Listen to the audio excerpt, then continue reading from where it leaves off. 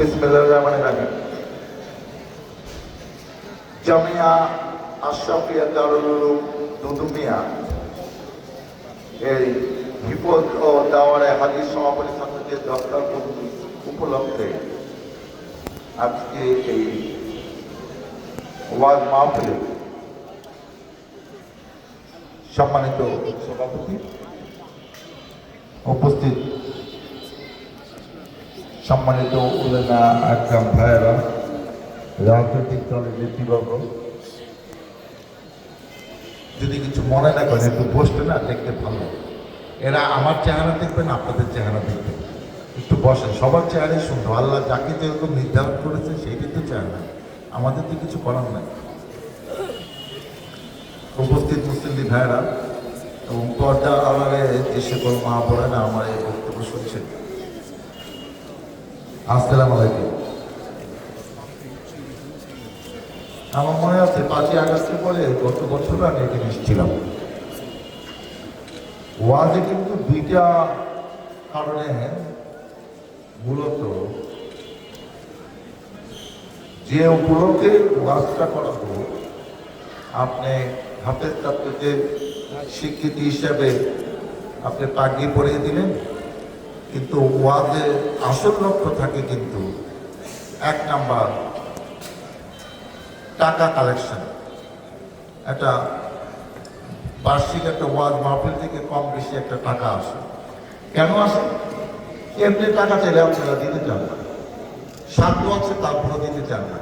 কিন্তু এইসব বড় বড় হুজুররা, আলেমরা, যাদের প্রতি আপনাদের দুর্বলতা আছে, যারা সুন্দর করে কথা বলতে পারে, যাদেরকে আপনারা বিশ্বাস করেন, যাদের উপর ভরসা আছে যে উনি এত সুন্দরভাবে আপনাদের কথা বলে দিনটা নরম করে, তখন আপনার টাকা দিতে কোনো আপত্তি নেই। আরেকটা হয় যে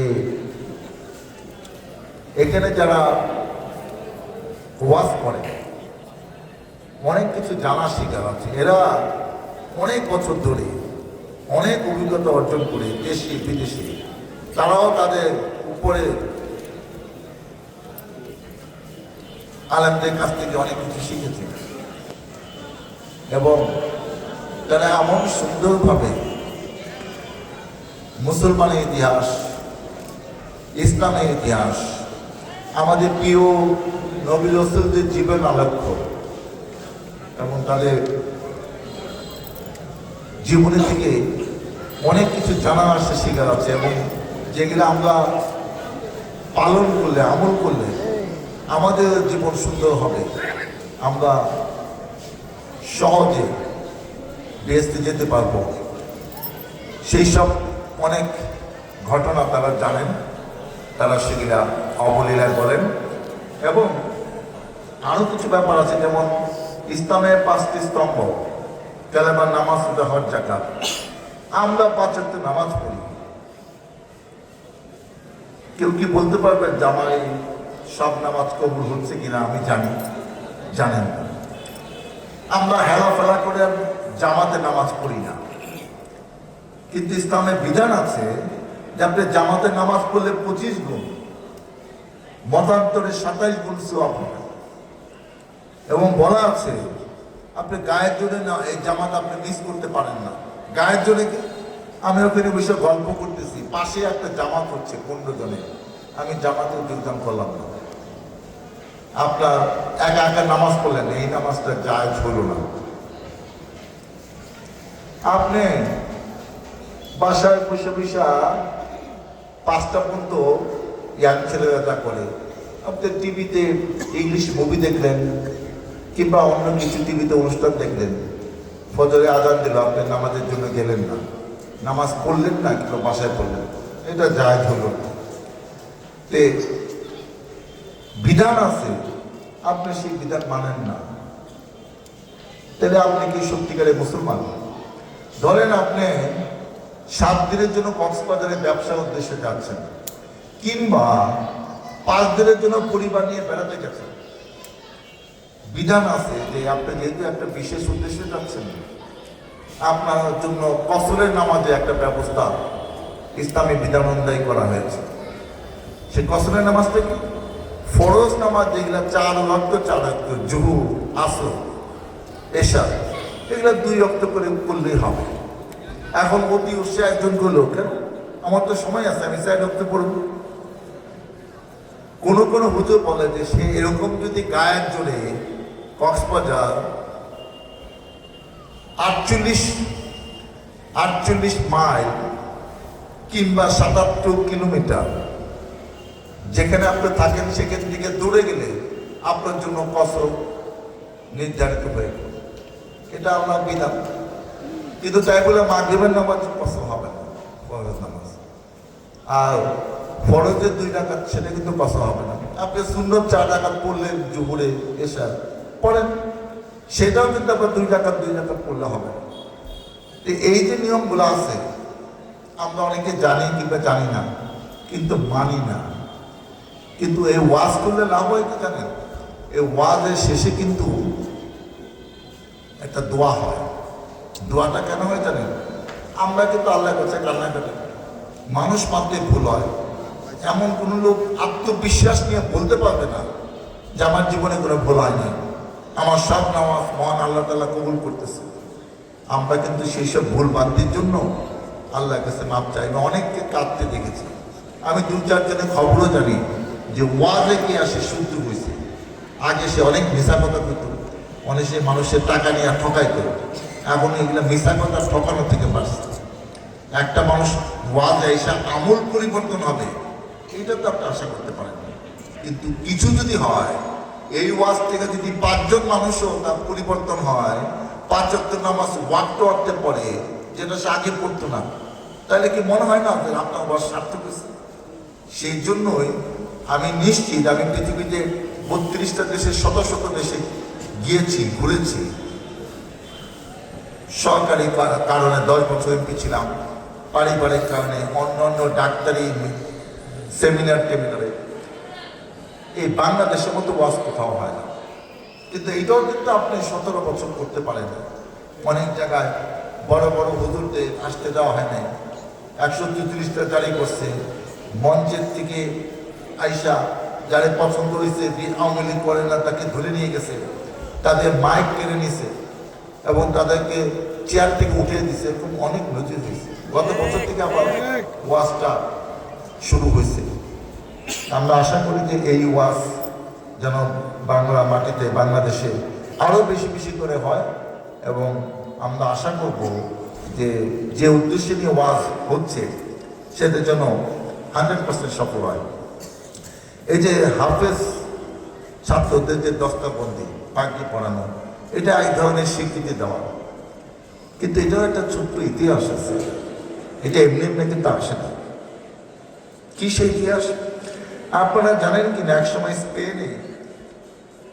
স্পেন একটা খ্রিস্টান দেশ, এখন 710 সাল থেকে 1492 সাল এটা একটা মুসলিম রাষ্ট্র ছিল, এখন সেটা খ্রিস্টান। কেন সেটা কি হয়েছে সেই ইতিহাস আমি বলতে আসিনি, কিন্তু সেইটা কেন আমরা হারাইলাম সেটাও তো আপনাদের যারা অনেক কিছু জানেন তাদের তো জানতে হবে। এবং অনেক খ্রিস্টান দেশে যখন আস্তে আস্তে মুসলমান হচ্ছিল, তখন খ্রিস্টানরা যাদের এইসব পাদ্রী, যারা ধর্মযাজক, তাদের দুষ্ট বুদ্ধিতে বলা হলো যে এইভাবে যদি মুসলমান হইতে থাকে এই দেশটা খ্রিস্টান থাকবে না, সবই মুসলমান হয়ে যাবে। অতএব তাদের নানা রকম দুষ্ট বুদ্ধি তারা শিখাই দেবে। সেগুলা কি? ধর 5-4 জন লো ক্লাসে পোলাপান ঠিক করে দিল যে মসজিদ থেকে যখন বাইরেবো, ওরা তো মসজিদে নামাজ পড়বো, তুই তার নামাজ পড়বি না, তুই জুতা স্যান্ডেল নিয়ে আয় করবি, যেগুলা দামি জুতা স্যান্ডেল 20-30টা নিয়ে আয়।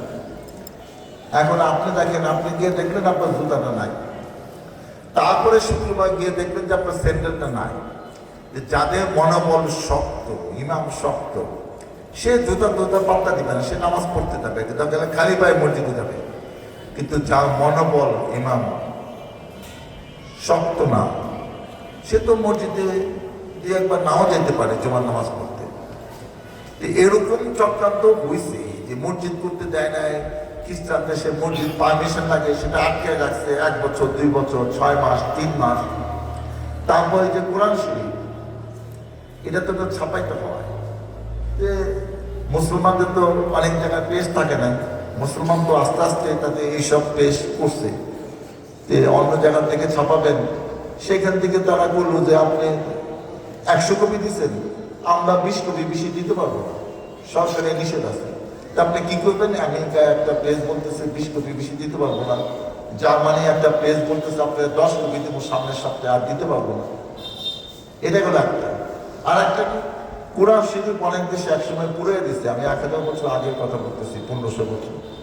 এগুলা হয়েছে যাতে এই মুসলমানরা যেন ঠিক মতো ধর্মচর্চা না করতে পারে, এই মুসলমানরা যেন শান্তিতে থাকতে না পারে, তাদের পবিত্র গ্রন্থ এদেশে থাকবে না। এটা খ্রিস্টান রাষ্ট্র, ওরা এই দেশে থাকে না। সেই সব চক্রান্ত থেকে বাঁচার জন্য তখনকার যারা বড় বড় হুজুর ছিল, আলেম ছিল, তারা সিদ্ধান্ত নিল এই চক্রান্ত তো আল্লাহ গ্রন্থ, পবিত্র গ্রন্থ কোরআন, সেই কোরআন তো এইসব কিছু দুষ্ট লোকের বুদ্ধিতে ধ্বংস হইতে পারে না পৃথিবী থেকে। তখন তারা নিয়ম করে দিল যে আচ্ছা, ওরা ওদের বুদ্ধি করুক, দুষ্ট বুদ্ধি, আমরা কোরআন মুখস্থ করে ফেলবো, ওদের আর টেস্ট লাগবে না। আজকে বাংলাদেশে হাজার হাজার কোরআন হাফিজ হয়েছে এইসব কারণে।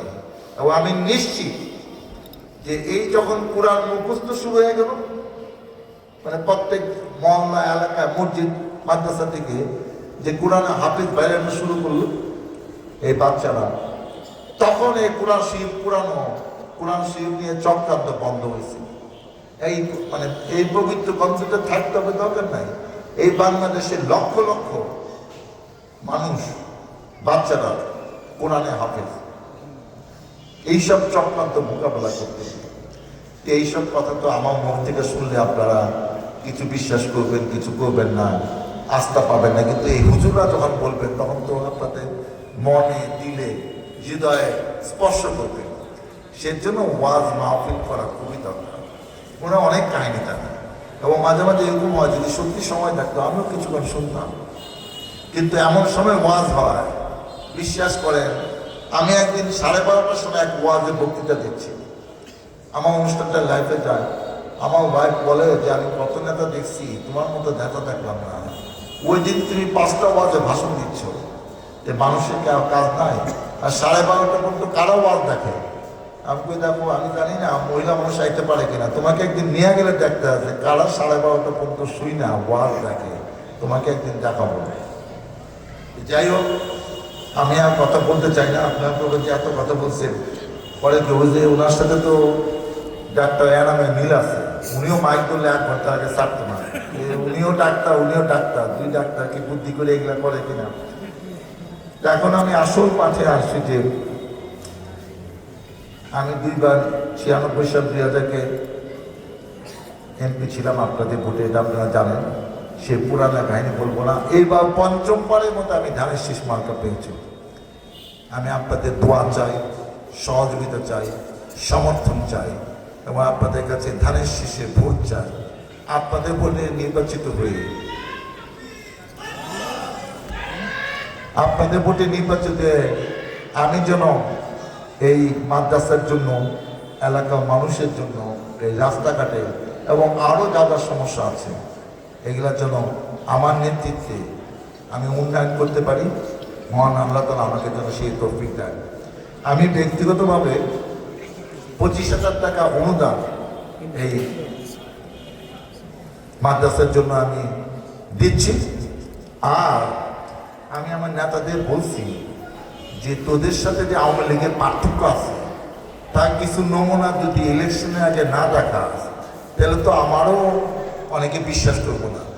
কিছু কাজ করে যা, কিছু সোয়াব নিয়ে যা, যাতে আল্লাহ মনে করে যে না তোদের নিয়ম খারাপ না, ওয়াজের বক্তৃতা শুনুস নাই কিন্তু মাদ্রাসা হেল্প করছে। সেজন্য আমি যার যার নাম বলবো তারা একটু দাঁড়াবেন এবং টাকা, আমি খুশি হবো যদি সবাই নগদ টাকা দিয়ে যান। কারণ অতীতের ইতিহাস আছে, 20,000, 50,000, 1 লাখ টাকা ঘোষণা দিছে, টাকা কিন্তু 5 বছরের মধ্যে পাওয়া যায়, বাকিটা বাকি থাকে। এই মসজিদ মাদ্রাসার টাকা বাকি রাখা ঠিক না, এটা জায়েজ না। আমি যদি 25,000 টাকা দিতে পারি, তুমি তোমার সামর্থ্য অনুযায়ী 5-10,000 টাকা দিতে পারবো না, তো কেমন নেতা? আর সেই নেতা কর্মী আমার পিছিয়ে পিছিয়ে কেন করবে? ওদেরও কিছু টাকা টাকা দিতে হবে। মোস্তফা ভাই, এই কয় টাকা? আবার তোমারটা আমি ঘোষণা দিয়ে না বিপদে পড়ি। মাইক নাও, মাইক নাও। কয় টাকা দিবা? ওখানে ওখানে রাখো, টেবিলে রাখো, একজনের কাছে নাও। হ্যাঁ ঠিক আছে।